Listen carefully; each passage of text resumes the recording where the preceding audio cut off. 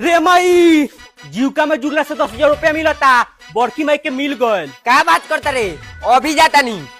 जल्दी हमारे करी ना दीदी जी। जीविका ली दीदी जी 10,000 रुपया ला का करे के पड़ी? एगो फॉर्म भरे के पड़ी, खाता आधार कार्ड के जीरोस लागी। ठीक बा 10,000 रुपया मिल जाई नु। मिल जाए, लेकिन सुनो सरकार 10,000 रुपया बा तारा के गहना गुड़िया किने खातिर नहीं देत, बिजनेस करे खातिर देता। जैसे रुआ गाय भैंस कीन के ओकर दूध बेच के व्यवसाय कर सकता नहीं।